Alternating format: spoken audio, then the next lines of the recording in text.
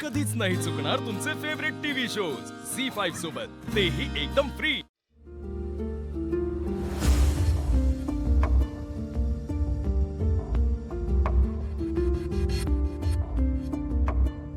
सारंग मेहेंदळेंच्या आयुष्यात पुन्हा एकदा प्रेम मिलनाचा योग आहे। सारंग मेहेंदळे पुन्हा एकदा एका मुलीच्या प्रेमात पडणार आणि सध्या त्याच्या आजूबाजूला फक्त सावली आहे। लवकरच सारंग मेहेंदळे सावलीच्या प्रेमात पडणार।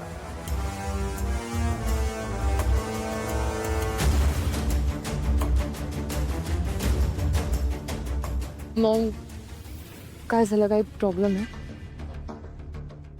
मी एक सांगू ऐश्वर्या, या पोरीबद्दल जर का या घरामध्ये माझा कोणावर विश्वास असेल तर तो फक्त आणि फक्त तुझ्यावरच। तुमच्या मनात कसली भीती आहे का? मग तुम्ही माझ्याशी बोलू शकता। माहित नाही ग, मला खूप भीती वाटते। आपण कसली? ती पोरगी माझ्या सारांच्या आयुष्यातून कायमची जायला हवी। मला कळतंय तुम्ही काय म्हणताय, बट डोंट वरी, मी याचं सोल्युशन काढेन। मग आता सध्या तरी एकच ऑप्शन दिसतोय मला। काय? मग सारंग तुमच्या शब्दाच्या पुढे जात नाही।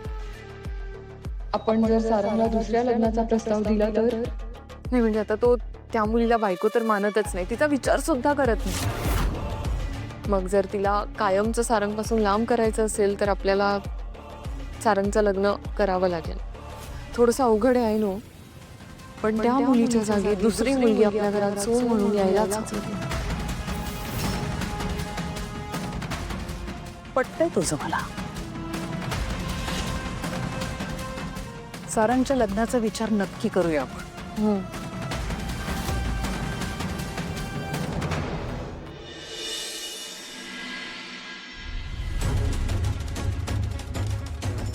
आयुष्याच्या प्रत्येक टप्प्यावर मी तुझ्या सोबत असेल, प्रत्येक पायरीवर मी तुझ्या सोबत असेल। यालाच प्रेम म्हणतात का?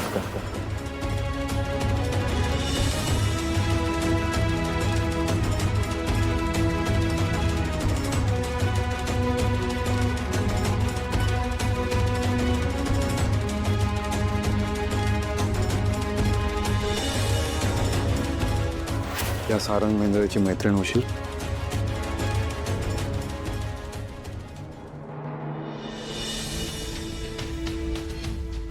थोडंसं अवघड आहे नो, पण त्या मुलीच्या जागी दुसरी मुलगी आपल्या घरात सून म्हणून यायलाच हवी। पटतंय तुझं मला। सारंगच्या लग्नाचा विचार नक्की करूया आपण।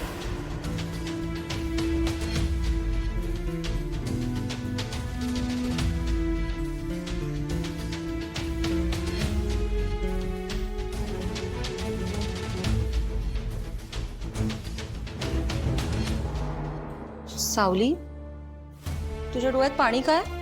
काय नाही, ते कचरा गेला होता डोळ्यात। नक्की ना?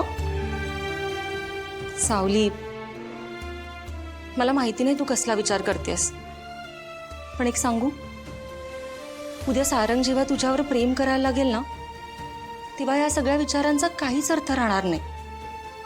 त्यामुळे खरंच नको एवढा विचार करूस, आणि एक काम कर, सारंगसाठी मस्त नाश्ता घेऊन जा।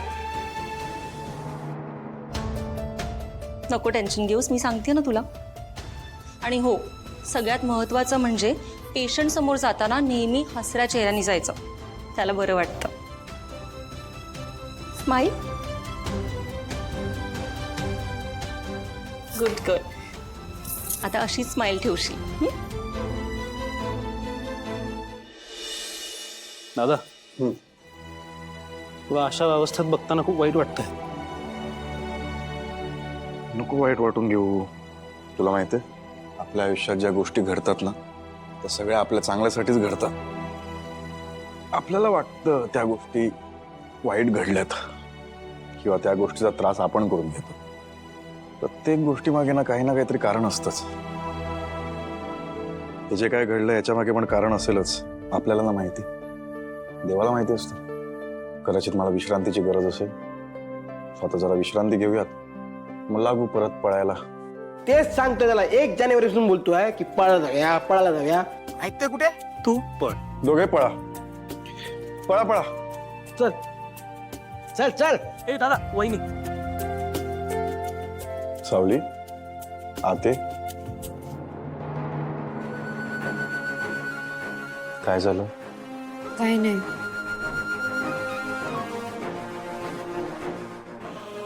काहीतरी झालंय सावली.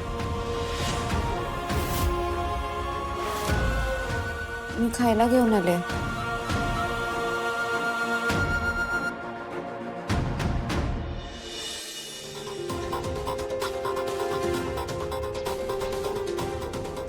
साखर नाही टाकलीस मयात?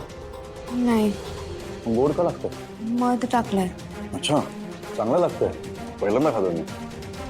दादा तुला काही खायचं असेल ना तर पटकन कॉल कर, मी लगेच वहिनीला सांगू. तुझ्यासारखं तिला परत परत सांगायची गरज नाही पडत. काल रात्री बोललो होतो, सकाळी घेऊन आली बघ. आणि तू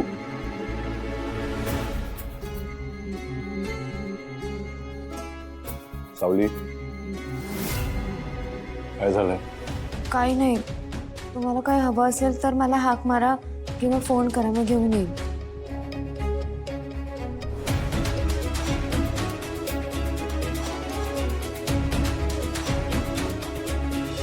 मम्मा, मी काय विचार करत होते की आता ना एका फेमस चॅनलवर गाण्याचा प्रोग्राम सुरू होणार आहे, तर त्यात मी पार्टिसिपेट केलं तर?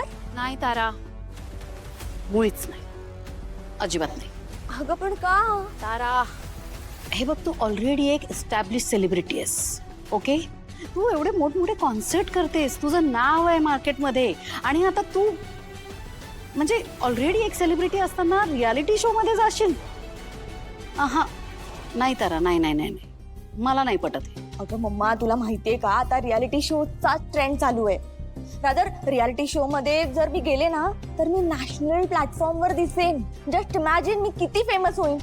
माझं फॅन फॉलोइंग वाढेल, माझी फेस व्हॅल्यू वाढेल. तारा एक मिनिट, हे बघ बाळा, तुलाही माहिती आहे की आपण आतापर्यंत तुझे सगळे होणारे इव्हेंट्स आपण कसे मॅनेज केले.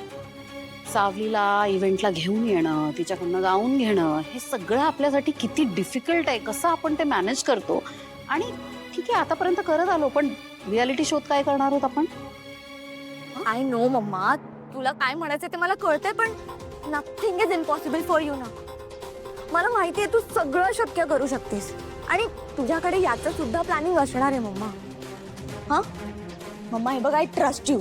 फक्त तू हो म्हण.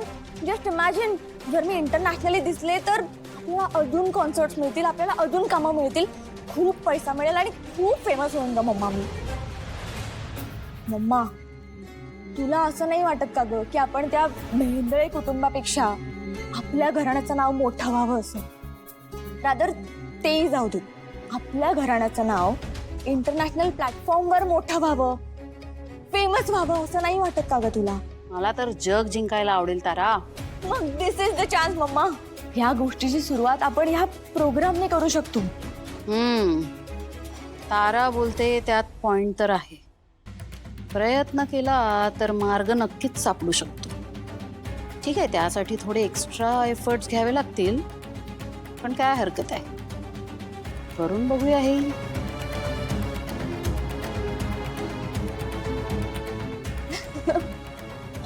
Thank you mamma.